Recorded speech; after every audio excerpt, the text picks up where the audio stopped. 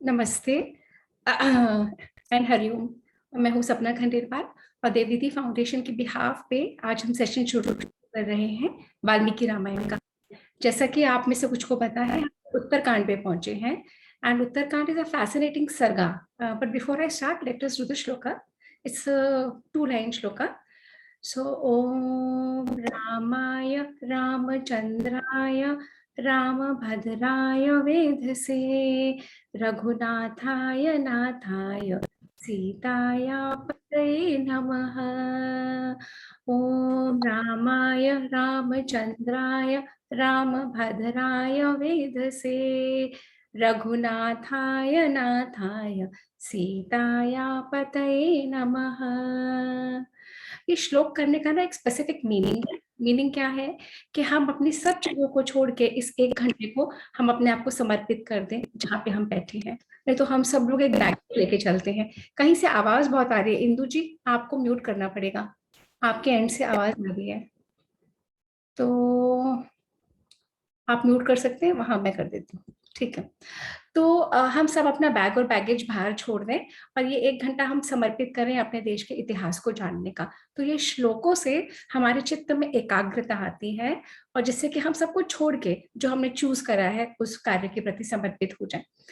तो हम लोग उत्तरकांड पे हैं। उत्तरकांड के बारे में मैं कुछ बताना ये चाह रही थी कि उत्तरकांड, कई लोग कहते हैं कि पूरा का पूरा प्रक्षिप्त है। कई लोग कहते हैं कि ये वाल्मीकि रामायण का पार्ट ही नहीं है, और कई लोग कुछ कहते हैं, कई लोग कुछ कहते हैं। पर इसमें बहुत बड़े बड़े ज्ञानियों ने बहुत सारी रिसर्च करी है इस पूरे उत्तरकांड के ऊपर। और एक श्री करपात्री जी महाराज थे, उन्होंने तो पूरी व्याख्या करी है, रामायण मीमांसा करी है, और उन्होंने ये सिद्ध किया है, उन्होंने ये प्रूव करा है कि ये बिल्कुल ओरिजिनल वाल्मीकि जी का लिखा हुआ है और ये रामायण का ही पार्ट है। क्योंकि कई बार ऐसा होता है ना कि जो हिस्ट्री हमें पसंद है, जो हमारे अनुकूल है, उसे हम स्वीकार कर लेते हैं, और जो हमारे अनुकूल नहीं है हम कह देते नहीं नहीं, गलत गलत, ये सब अंग्रेजों ने मिला दिया या ये सब बाद के लोगों ने मिला दिया। तो there are many ways of looking at a particular history. तो बेसिकली जो प्रक्षिप्त कहते हैं वो यही कहते हैं कि नहीं, ऐसा हो ही नहीं सकता, इसे ये किसी ने मिला दिया होगा। पर हमारे ही ग्रंथों के अध्ययन करने वाले बड़े बड़े विद्वानों ने सिद्ध किया है कि ये बिल्कुल रामायण का पार्ट है। जैसे एक हरिवंश पुराण है, वो कहते हैं महाभारत का पार्ट नहीं है उसको, पर उस खिल भाग को वो भी महाभारत का ही पार्ट है। पर हर एक जना अपनी तरह से सिद्ध करने की कोशिश करता है। तो ये तो था थोड़ा सा ब्रीफ बैकग्राउंड उत्तरकांड के बारे में। तो Uttarakanda is a very fascinating कांड, बिकॉज हमने जब जितना भी रामायण हमने करा है ना, उसमें हमने राम के बारे में जाना है, हमने राम के चरित्र के बारे में जाना है, हमने सीता का हरण कैसे हुआ उनके बारे में जाना, हमने ये जाना कि राम रावण का युद्ध कैसे हुआ था, कैसे वो सब उन्होंने जीता। परंतु Ravana as a character, Ravana ने क्या क्या किया, रावण ने किस किस ऊंचाई तक पहुंचा था या किस किस गर्त तक गिरा था, रावण के बारे में संपूर्ण नॉलेज हमें उत्तरकांड में मिलती है। और जो लव कुश का अध्याय जो बाद में आते जाएंगे वो भी हमें सुंदरकांड में ही मिलता है। तो बहुत जरूरी है ये उत्तरकांड को जानना। चाहे इसे आप प्रक्षिप्त समझो चाहे नहीं समझो, but it is a very definite part of the Valmiki Ramayana. तो basically now we come to the main Uttarakanda. सर्ग 16 तक हो चुके हैं। आशिमा ने किए थे पिछली बार और बहुत सुंदर ढंग से आशिमा ने बिल्डअप करा था। अब आज हम शुरू करेंगे सर्ग 17 से, 17 से हमें ये पता लगता है कि जो सीता थी, सीता पिछले जन्मों में कौन थी। सीता का कैरेक्टर जो बताया है, सीता हमें बार बार ये कहा गया है कि सीता लक्ष्मी की स्वरूपा है, सीता देवी है, सीता हमारे राम की पत्नी है। पर सीता का जन्म पिछले जन्मों में क्या था, सीता कौन थी, तो ये हमें उत्तरकांड के ही इस सर्ग से पता लगता है कि सीता जी पिछले जन्मों में कौन थी। And it's a very fascinating study to know. अब जैसे रावण था, रावण एक पर्टिकुलर पॉइंट पे दिग्विजय यात्रा करने के लिए निकला। रावण ने स्वर्ग लोक को भी जीत लिया, रावण ने पाताल लोक को भी जीत लिया, रावण ने पृथ्वी लोक को तो पूरा जीत ही लिया था। अब रावण अपने उस स्वैगर में, अपने उस अहंकार में, अभिमान पे, अपने भ्रमण पे निकलता था, किसमें, पुष्पक विमान पे। पुष्पक विमान वो छीन चुका था कुबेर से। कुबेर रावण का ही बड़ा भाई था, सौतेला भाई था। पिता दोनों के एक थे, माएँ दोनों की अलग अलग थी। तो रावण ने छीन लिया था। तो रावण अपने पुष्पक विमान में निकलता और जगह जगह भ्रमण करता रहता, और उस भ्रमण के दौरान वो यह देखता रहता कि अब मैं किसको जीत सकूं, अब मैं किसको अक्वायर कर लूं, अब मैं कौन सी लैंड का कब्जा कर लूं। कॉन्स्टेंटली उसके माइंड में ये चलता था। तो यहाँ पे विवरण वाल्मीकि जी बताते हैं कि जब रावण एक अपने भ्रमण के दौरान हिमालय पे पहुंचा, तो वहां पे रावण ने एक बहुत ही सुंदर एक तपस्विनी को देखा, जिन्होंने काला मृग चर्म पहना हुआ था और जो बिल्कुल ऋषिकाओं की तरह थी। उनके हाथ में कमंडल था और वे तपस्या में संलग्न थी, और वे बिल्कुल के जैसे कोई कोई वेदों को कोई मूर्तिमंत करके बैठा देता है, बिल्कुल वैसे ही करके अपनी तपस्या करती चली जा रही थी। रावण उस स्त्री को, उस महिला को देखता ही रह गया constantly. Ravana was a very very big womaniser. उसकी निगाह हमेशा सुंदर स्त्री के ऊपर, हमेशा सुंदर चीजों के ऊपर, हमेशा कोई भी चीज जो अलग हटके होती थी, चाहे वो महिला हो चाहे वो जगह पे, हमेशा रहती थी। तो रावण ने जब ऐसी स्त्री को देखा और रावण समझ गया था कि ये बहुत बड़ी तपस्विनी है, तो रावण ने उससे कहा, और ये लैंग्वेज सुनने वाली है, वाल्मीकि जी जैसे लिखते हैं, अगर आज के दिन में कोई ऐसी भाषा यूज करेगा तो सब लोग कहेंगे ओ माय गॉड, ये किस तरह से बोल रहे हैं। पर वाल्मीकि जी ने लिखा है कि रावण उसे कहता है भद्रे, रावण उसे कहता है मृग शावक लोचने, रावण कहता है वेदवती को सर्वगुण संपन्न, तुम भीरू हो, तुम भद्रे हो, तुम इतनी खूबसूरत हो, तुम्हारी ये तुम क्या कर्म कर रही हो, जो तुम्हारी जवानी है, जो तुम्हारी जो अवस्था है, वो इस अवस्था के लिए नहीं है कि तुम ऐसे तपस्या में लग जाओ। तुम्हारी जवानी को, तुम्हारे रूप सौंदर्य को देख के तो कोई भी मनुष्य अपना सारा धैर्य खो बैठेगा और काम जनित होकर वो सिर्फ तुम्हें पाना चाहेगा। और तुम क्या कार्य कर रही हो, तुम तपस्या में लगी हो, तुम हो कौन और तुम ये कार्य कर क्यों रही हो, तुम्हारी मंशा क्या है, तो मैं जानना चाहता हूँ। तो वेदवती ने पहले तो उन्हें शांत करने की कोशिश करी रावण को। जब वह नहीं माना तो वेदवती ने कहा कि मेरे पिता हैं ब्रह्मर्षि कुशध्वज। जो मिथिला नगरी है, मिथिला नगरी के राजाओं को जनक कहा जाता है। हम समझते हैं जनक सिर्फ एक ही राजा है, परंतु ऐसा नहीं है। जनक इज अ पद, जनक इज अ पोस्ट। तो उस पोस्ट पे अलग अलग राजा अलग अलग समय में आए और वो जनक कहलाए। तो ये कहती हैं वेदवती कि मैं कुशध्वज जनक की पुत्री हूँ, मेरा नाम है वेदवती। मेरे जो पिता हैं वो बहुत जबरदस्त वेदों के ज्ञाता हैं, वेदों के अध्ययन में लगे रहते हैं। जब मेरा जन्म हुआ तो उन्होंने मेरा नाम वेदवती रखा, और मेरे पिता की एक ही कामना थी। तो रावण ने कहा क्या? कहती है मेरे पिता की एक ही कामना थी कि विष्णु उनके दामाद बने, स्वयं नारायण उनके दामाद बने। तो जब मेरे पिता की ये कामना थी, और जब मैं बड़ी होने लगी, बहुत सारे लोगों ने प्रपोजल्स भेजे मेरे पिता के पास। उसमें यक्ष भी थे, गंधर्व भी थे, देवता भी थे, दैत्य भी थे, मनुष्य भी थे, राक्षस भी थे। उन सभी लोगों को ठुकराकर मेरे पिता ने कहा नहीं, स्वयं नारायण को मैं अपना दामाद बनाऊंगा और किसी को मैं अपनी पुत्री नहीं दूंगा।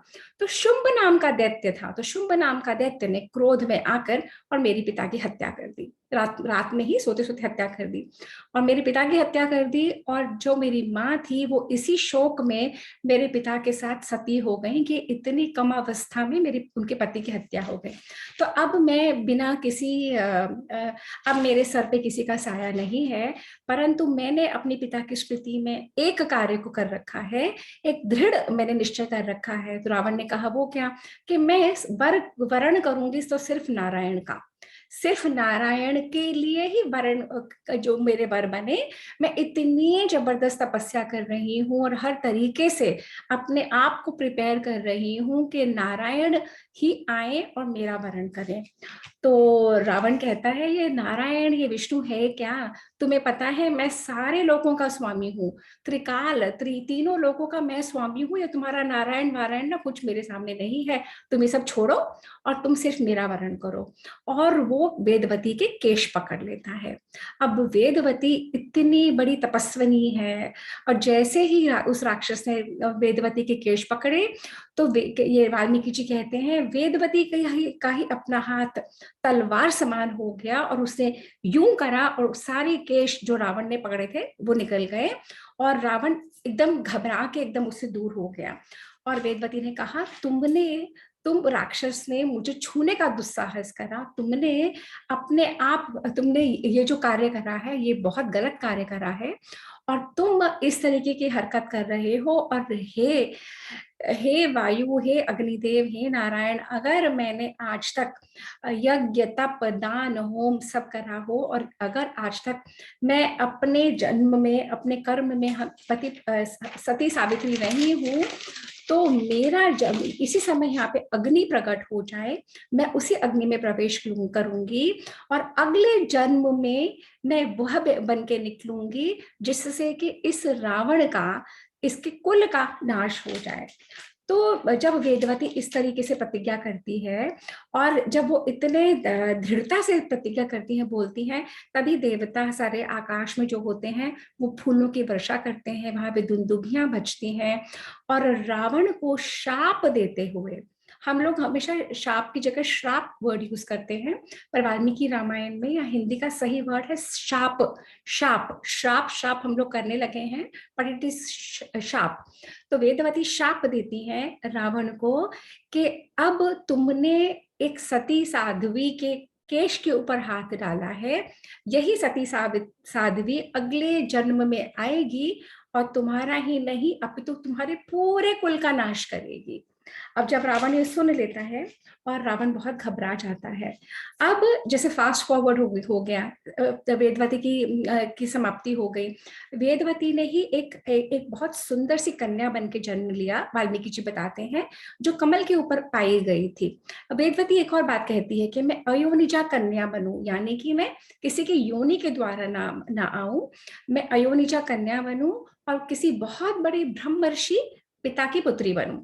तो अगले जन्म में कमल के ऊपर एक कन्या पाई जाती है। रावण फिर वहां से गुजर रहा होता है, रावण उस कन्या को उठा के ले जाता है लंका में। जब वो लंका में पहुंचता है, और लंका में उसके मंत्री जब देखते हैं, तो उनमें से एक बहुत, जो इसका नाम मैंने लिखा था, एक बहुत कुशाग्र मंत्री होता है, और वो कहता है कि ये जो कन्या है ना, इसके लक्षण ठीक नहीं है, अगर इस कन्या को आप यहीं रखोगे तो ये आपके कुल का नाश कर देगी। तो रावण उस कन्या को उठा के समुद्र में फेंक देता है।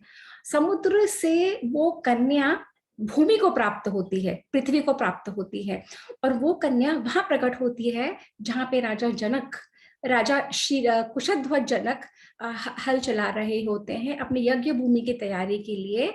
और यज्ञ भूमि की तैयारी के लिए हल के अग्रभाग में, हल जो होता है उसके अग्रभाग को जब वो प्लाव कर रहे होते हैं लैंड में, हल्की सी डाल रहे होते हैं बीज छिड़कने के लिए, तो उसके अग्रभाग जिसे सीता बोलते हैं, उस अग्रभाग में उस कन्या मिलती है, जिसको जनक अपने घर ले जाते हैं, अपनी पुत्री बना लेते हैं, और उसका नाम रख देते हैं सीता।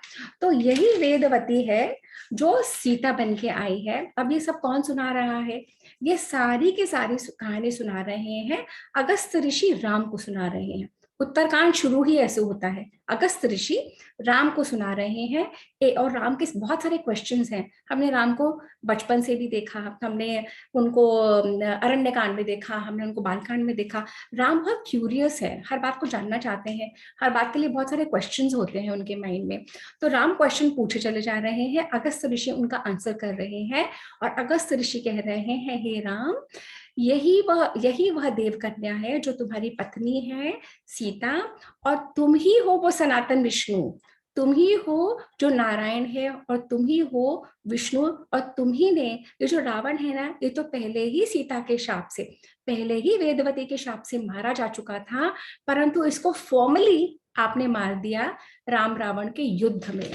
तो ये बताते हैं अगस्त्य मुनि। अब हम पहुंचे हैं 18th सर्गा में। हमने अभी 17 सर्ग डिस्कस करा है। 18 सर्ग अगेन बहुत इंटरेस्टिंग है। 18 सर्ग क्या कह रहा है?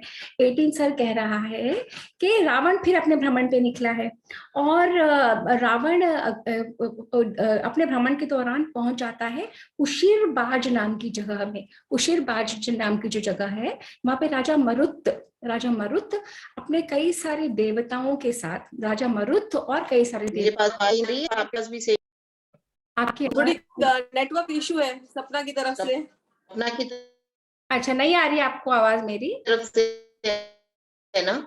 मेरी आवाज नहीं आ रही आप लोगों को? मेरी आवाज नहीं आ रही आप लोगों को? अब आ गई। फिर से आ गई, शायद ज्वाइन कर लिया। अब मेरी आवाज आ रही है? हाँ, आ रही है। अब आ रही है। अच्छा, मेरे बोलते बोलते नहीं आ रही थी। हाँ, वो हाँ। टाइम आप वहां पे थी जब लास्ट क्लियर था कि राम बहुत इंक्विजिटिव थे, अच्छा, और उनको अगस्त मुनि बताते हैं ये वही कन्या है, और अच्छा, वो तो आप एक माध्यम बने हो मारने का रावण को। अच्छा, अच्छा, ठीक है।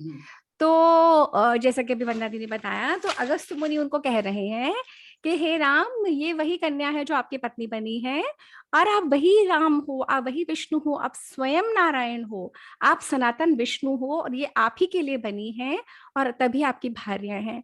तो राम अगस्त मुनि कहते हैं, ये रावण ना, ये तो पहले ही मर चुका था, क्योंकि वेदवती का श्राप था, इसको श्राप वेदवती दे चुकी थी, परंतु आपने फिर भी इनको मारा, आपने फिर भी इनको फॉर्मल तरीके से मारा। तो ये तो है शापों की कहानी, जो जो रावण को निरंतर अपने जीवन में अपने कर्मों के द्वारा ऐसे ऐसे शाप मिले हैं, ऐसे ऐसे शाप मिले हैं, तभी रावण की जो गति होती है। और जब आजकल के लोग कहते हैं ना, नहीं Ravana was very good, Ravana did not touch Sita, he took her to Lanka yet he did not touch her, तो उन लोगों को ये बैकग्राउंड पता नहीं है, या वो लोग पता नहीं करना चाहते ये जो बैकग्राउंड है कि रावण ने सीता को क्यों नहीं छुआ। अब यहाँ पे होती है वेदवती की कहानी समाप्त। अब हम पहुंच रहे हैं सर्ग 18 पे। 18th चैप्टर भी बड़ा फैसिनेटिंग है। ये 18th चैप्टर है कि जो मोर होते हैं ना, तो जो मोर होता है उसके इतने सुंदर जो मोर के वो नेत्र हैं, जो आंखें बनी हुई होती है मोर के पंख पे, वो कैसे आए। जो गिरगिट है वो सुनहरी कैसे है। जो कौवा है, कौवा को कोई मार नहीं सकता, और श्राद्धों में हम कौवे को क्यों भोजन खिलाते हैं, है ना। कई सारे क्वेश्चंस हमारे माइंड में आते हैं जिनके आंसर हमें नहीं पता होते। ये उत्तरकांड के इस सर्ग से मुझे भी बहुत सारे आंसर्स मिले। और कौवा, गिरगिट, मोर और हंस, 4 प्राणियों का लिया है। तो यहाँ पे वाल्मीकि जी बताते हैं कि उशिरबाज नाम की एक जगह है, वहां पे मरुत नाम के राजा यज्ञ कर रहे होते हैं। अब ये वो काल है जहाँ पे देवता और मनुष्य और पाताल के लोग इंटरमिंगल कर सकते हैं, जहाँ पे कनेक्टिविटी है, सब एक दूसरे से बात करते हैं, हर स्पीशीज दूसरे स्पीशीज से कनेक्टेड है। जैसे आज आप और हम इसके माध्यम से कनेक्ट हो रहे हैं ना। 20 ईयर्स अगो तो कोई कहता कि बेवकूफ ऐ भाई, अच्छा कुछ भी वीडियो से बात हो सकती है, लोग यही बोलते हैं ना, आज हो रही है। तो यज्ञ वहां पे हो रहा है, उस यज्ञ को संपन्न करने के लिए सब देवता बैठे हैं। वहां पे रावण आता है, रावण हर जगह चला जाता है, पुष्पक विमान को लेके हर जगह भ्रमण करता रहता है। और रावण का इतना खौफ है, रावण का इतना डर है कि जो हमारे बड़े बड़े देवता है ना, घबरा के अपनी योनि बदल लेते हैं। तो इंद्र आ जाते हैं मोर की योनि में, और धर्मराज यमराज आ जाते हैं कौवे की योनि में, और हंस, ये एक सेकंड मैंने लिख लिया था, कुबेर आ जाते हैं गिरगिट की योनि में, और वरुण आ जाते हैं, वरुण यानी समुद्र के देवता, जल के देवता, हंस की योनि में। और बाकी वो राजा मरुत बैठे रहते हैं, उनके बाकी सारे जितने भी देवता हैं वो भी सब अपनी अपनी योनि बदल लेते हैं। और रावण वहां पे आता है, और जैसे ही रावण आता है तो ये जो राजा मरुत थे कहते तुम कौन।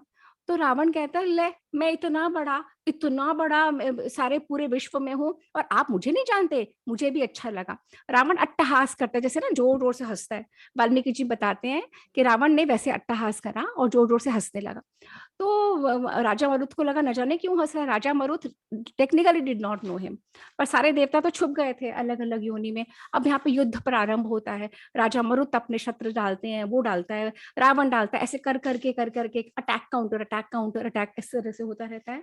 तो जो वहाँ के जो ऋषि होते हैं, संवर्त ऋषि जो यज्ञ करा रहे होते हैं, वो राजा मरुत को कहते हैं कि देखिए ऐसा है कि आपने यज्ञ का प्रारंभ शुरू कर दिया और यज्ञ के प्रारंभ के बीच में भी विघ्न आया है। उस विघ्न में अगर आप क्रोध करेंगे और अगर आप इस वॉर को बढ़ाएंगे, आपका सारा पुण्य क्षीण हो जाएगा और ये सारा इसका आफ्टर इफेक्ट आपके और आपके कुल के ऊपर आएगा, आपके कुल का नाश हो जाएगा। तो वो मरुत राजा समझ जाते हैं। मरुत राजा कहते हैं हाँ आप बिल्कुल ठीक कह रहे हैं, मैं क्रोध नहीं करूंगा। उतने में ही रावण और उसके सारे सैनिक और उसके सारे मंत्री कहते हैं वाह हम तो जीत गए, और वो लोग खूब जोर जोर से अपनी ध्वनि करने लगते हैं कि हम तो जीत गए, हम तो जीत गए, और ये कह के और वो लोग वहां से चले जाते हैं कि हम तो जीत गए। अब जो इंद्र होते हैं वो इंद्र क्या बने होते हैं, इंद्र होते हैं मोर के रूप में। तो इंद्र मोर के रूप से निकल जाते हैं और इंद्र मोर को वरदान देते हैं कि आज तक तो तुम्हारा रंग सिर्फ नीला था, आज से तुम्हारे पूरे पंखों के ऊपर इतने सुंदर सुंदर नेत्र बन जाएंगे, सहस्त्र नेत्र होंगे, और मैं वर्षा का स्वामी हूँ, और जब मैं जल बन के बरसूंगा तो तुम भी अपने सारे पंखों को खोल के और तुम नृत्य करोगे, ये तुम्हारे ऊपर मेरा आशीर्वाद है। तो मृत्यु के जो देवता है यमराज, वो किसके रूप में गए थे, कौवे के रूप में। मृत्यु के जो यमराज है वो कौवे को वरदान देते हैं कि आज से मैं तो सब लोगों को, सब जितने भी जीव हैं उनको उनका जीवन, उनका काल डिसाइड करता हूँ, उनको बुढ़ापा भी देता हूँ, उनको बीमारी भी देता हूँ, परंतु तुमको अब कोई बुढ़ापा नहीं आएगा, कोई बीमारी तुम्हें नहीं छुएगी। दूसरा, जब यमलोक में लोग भूखे प्यासे होंगे और उन्हीं के वंशज उनको मर्त्य लोक में भोजन खिलाएंगे, तो वो तुमको भोजन खिलाएंगे, तो वो तुम्हारे द्वारा उनके वंशजों को यमलोक में मिल जाएगा। मैं तुमको ये वरदान देता हूँ कि जब भी इस श्राद्ध का समय आएगा या कौओं को कोई भी यहाँ पे भोजन खिलाएगा, तो उसकी भोजन का जो फल है, जो रिजल्ट है, वो यमलोक में उनके वंशजों को, उनके पूर्वजों को मिल जाएगा।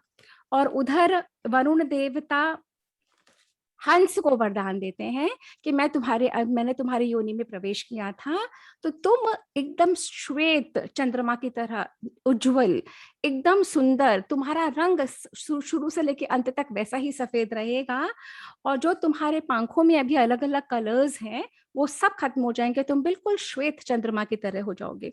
और कुबेर जो गिरगिट बने थे, कुबेर कहते हैं कि गिरगिट को कि तुम्हारा रंग अभी काला है, परंतु क्योंकि मैंने तुम्हारी योनि में प्रवेश करा, तुम सुनहरे रंग के हो जाओगे। तो एक छोटा सा इंटरेस्टिंग टिडबिट है जो वाल्मीकि जी ने 18वें सर्ग में दिया है। 19वें सर्ग में अनरण्य की कहानी है। अब अनरण्य कौन है?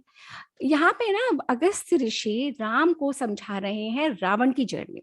अब रावण की जर्नी में वाल्मीकि जी बताते हैं कि अनरण्य नाम का एक अयोध्या का राजा था, जो दशरथ का भी प्रीडिसेसर था 5-7 वंश पहले। तो रावण इतना बड़ा है, रावण का जन्म और श्री राम का जन्म में बहुत फासला है।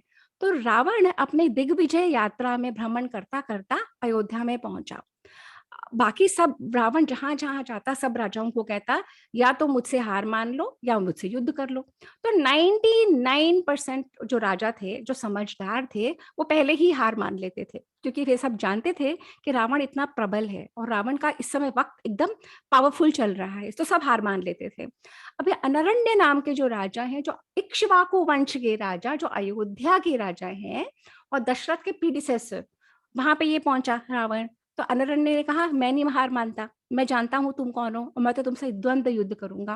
और अनरण्य ने पहले ही बहुत सारी सेना, वाल्मीकि जी बताते हैं, सेना में 1000 हाथी वाले सैनिक, 1 लाख घुड़सवार सैनिक, कई हजार रथी और कई हजार पैदल सैनिक, ये सारे इकट्ठे कर रखे थे। रावण वहां पे पहुंचा, अनरण्य की सारी सेना आई।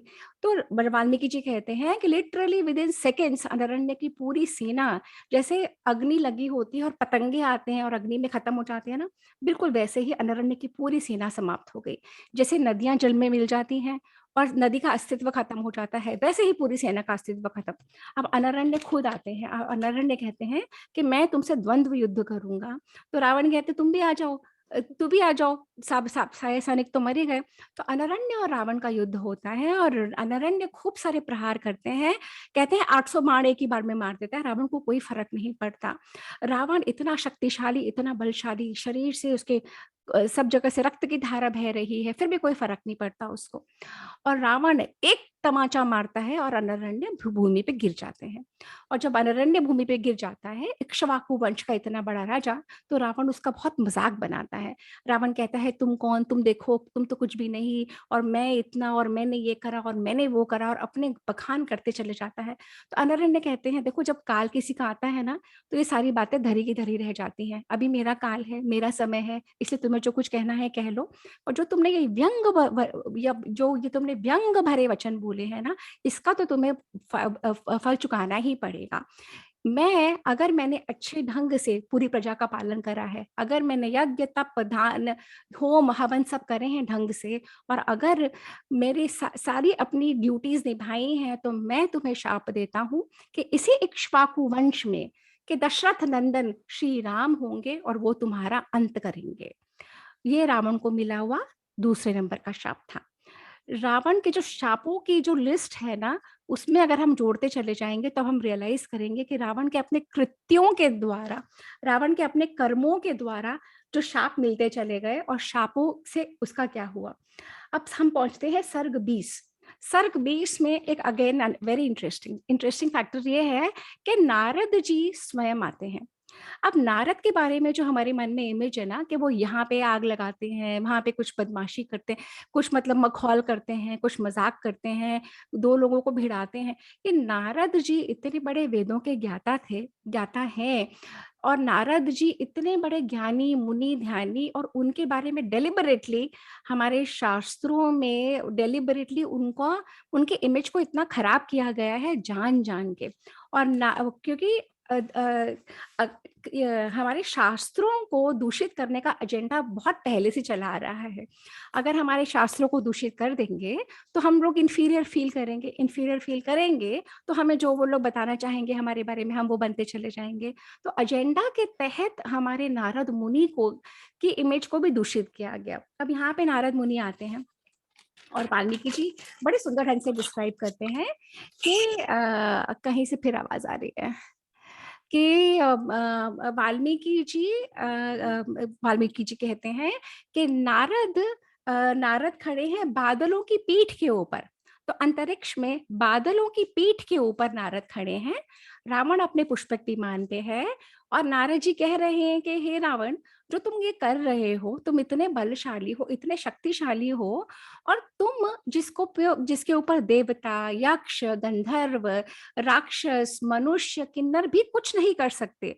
तुमको तो ऐसे वरदान मिले हैं कि तुम इन सब से ऊपर हो, फिर तुम क्या कर्म कर रहे हो? तुम ये कर्म जो कर रहे हो, मनुष्य लोक के लोगों को मार रहे हो। वह मनुष्य लोक जो मर्त्य लोक है, वह मनुष्य जो मरने को ही बैठा है, वह मनुष्य जो पैदा ही होता है सिर्फ मरने के लिए, ये मरण योनि है, उसमें मरे हुए लोगों को तुम मार के अपने आप को बहादुर समझ रहे हो। अब यहाँ पे ना वाल्मीकि जी ने नारद जी के द्वारा बहुत अच्छा डिस्क्रिप्शन दिया है हमारे इस मर्त लोक का, हमारे इस मृत्यु लोक का, हमारे इस भूलोक का। वाल्मीकि जी कहते हैं, नारद जी कहते हैं ये मृत्यु के अधीन है, ये स्वयं ही मरे हुए लोग हैं, तो मरे हुए को मार रहे हो। फिर देवता दानव दैत्य तुम्हारा कुछ नहीं बिगाड़ सकते, और तुम अपनी सारी जोर आजमाइश मनुष्य लोक पे कर रहे हो। ये जो मनुष्य है ना, ये अपने कल्याण तो कर नहीं पाता, इसे पता ही नहीं है कि इसकी जवानी बहुत क्षणिक है, बुढ़ापा आ जाएगा, रोगों में ये लग जाएगा, ये अपना समय अपने उत्थान के लिए तो लगाता नहीं। इतना बेवकूफ जो ये मनुष्य है, तुम उसको मारने में लगे हुए हो।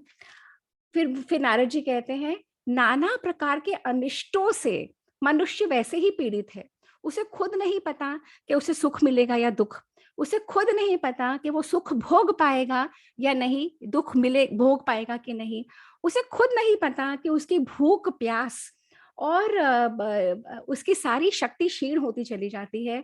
उसे खुद नहीं पता कि वो विषाद और शोक में हमेशा डूबा रहता है। वो समझ नहीं पाता कि इतनी मुश्किलों से उसे ये मनुष्य योनि मिली है, उसका वो फायदा नहीं उठाता, वो अपने परमार्थ के लिए काम नहीं करता, इसी मनुष्य के शरीर में हाय हाय करते हुए मरता चला जाता है, और तुम उसको मार के अपने आप को बहुत शक्तिशाली समझते हो। ये जो मनुष्य लोग हैं ना, नारद रावण को कहते हैं, ये ज्ञान शून्य है, इसमें ज्ञान नहीं है। न जाने कौन से क्रियाकलापों में मनुष्य अपने आप को व्यस्त रखता है। एक सेकंड में जैसे ही उसकी आंख बंद होगी, ये सारा का सारा भूलोक समाप्त हो जाएगा, और जो उसके साथ जाएगा उसके ऊपर वो काम करता नहीं। जो सब कुछ यही रह जाएगा उसको इकट्ठा करने में लगा रहता है। तो हे रावण, तुम ऐसे लोगों को मार के क्या अचीव कर लोगे?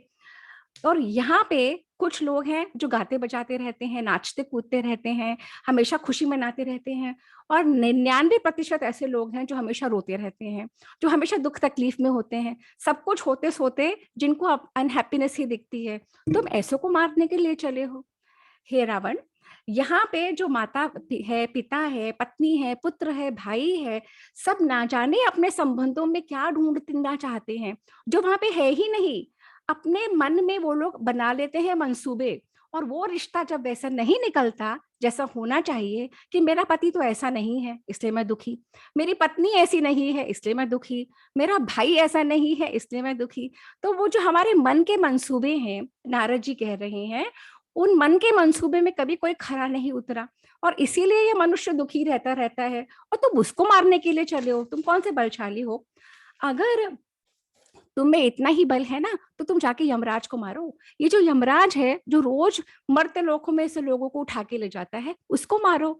तो रावण कहता है, हाँ ये बात तो ठीक है, मैं ये मनुष्यों के पीछे क्यों पड़ रहा हूँ, मुझे तो यमराज के ऊपर सीधा अटैक करना चाहिए। तो रावण कहता है, पर मैं अभी क्यों जाऊं, मैं तो अभी रसातल में जा रहा हूँ, पाताल में, उन लोगों को जीतने के लिए। तो नारद जी कहते हैं, तुम पाताल में जा रहे हो और रास्ता तुमने अंतरिक्ष का लिया है, पाताल का ये रास्ता थोड़ी है, अंतरिक्ष में जाके तुम थोड़ी पाताल पहुंचोगे। तो नारद जी पूरी तरह से कन्विंस कर देते हैं रावण को कि वो यमराज के पास जाए, और रावण कन्विंस हो जाता है। और रावण कहता है, जैसा ही आप कह रहे हो मैं वैसा ही करूंगा, अब मैं ये मरे हुए लोगों को, मनुष्य लोक के मरे हुए लोगों को नहीं मारूंगा, और मैं वहीं जाऊंगा। और अब जिस चैप्टर में हम पहुंचते हैं, वहां पे ये है कि यमराज वहां पे बैठे होते हैं, और रावण कहता है, मैं यमराज को ही मृत्यु से संयुक्त कर दूंगा, मतलब मैं यमराज को ही मार डालूंगा। और नारद जी मनी मन हंसते हैं कि ये इतना बड़ा अहंकारी है, ये यमराज को मारने जा रहा है। नारद जी 2 मिनट ध्यान मग्न होते हैं, फिर सोचते हैं मुझे भी जाना चाहिए यमलोक में देखने के लिए। कौतूहल है, इतना बड़ा आश्चर्य है कि जो यमराज सबको मारते हैं, ये रावण वहां जाके क्या करेगा। तो उधर अब हम पहुंचे हैं 21st सर्गा में। अब वहां पे जो विवरण है, वाल्मीकि जी कहते हैं यमराज के वहां पे नारद जी पहुंच गए। अब जैसे आपके पास कोई आएगा तो आप क्या कहोगे, हाँ जी कैसे हो आप, क्या चल रहा है, आज कैसे आना हुआ आपका, आपके वहां पे सब कुछ ठीक? बिल्कुल वही सब यमराज ने नारद जी से पूछा, आप कैसे हैं, कैसे आए, कैसे आना हुआ, सब कुछ ठीक तो है ना, धर्म अपनी जगह ठीक है, सब लोग कर्म अपनी जगह से ठीक करें नारद जी, आप तो हर जगह भ्रमण करते रहते हैं, देवता लोक में सब ठीक, मनुष्य लोक में सब ठीक, सब जगह ठीक ना?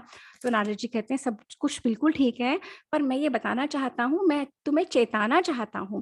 पहले तो नारद जी ने रावण के मन में डाला कि वो यमराज के पास जाए, फिर यमराज के पास नारद जी खुद पहुंच गए, क्योंकि नारद जी का पूरा एक प्लान है। उस प्लान के अंदर नारद जी परमात्मा के लिए काम करते हैं। उस प्लान के अंदर रावण का वहां जाके और ये कार्य करना बहुत जरूरी था। और जब फिर ये नारद जी यम को बताते हैं, यमराज को, कि मैं तो यहाँ पे आ गया हूँ और रावण यहाँ पे आएगा, रावण कह रहा है वो आपके ऊपर अटैक करेगा, और रावण मृत्यु के राजा को मृत्यु देना चाहता है।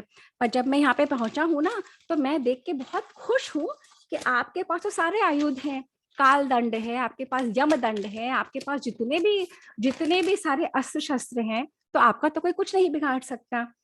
तो अब यहाँ पे वाल्मीकि जी कह रहे हैं कि यमराज बैठे हैं, उनके पास नारद बैठे हैं, और उधर से दिखता है पुष्पक विमान आता हुआ। और पुष्पक विमान जब आ रहा है, उसमें रावण बैठा है, और रावण सारा अवलोकन कर रहा है कि ये यमलोक है कैसा। तो अगले जो 5, 6, 7 श्लोक है वो पूरा यमलोक का विवरण है। अब रावण देख रहा है, रावण क्या देख रहा है? रावण देख रहा है कि बहुत सारे प्राणी, कि यमराज बैठे हैं, यमराज पापों का और पुण्यों का लेखा जोखा कर रहे हैं। चित्रगुप्त जो उनका मंत्री है वो लेखा जोखा कर रहा है। और लाइट चली गई। मेरी आवाज आ रही है आप लोगों को?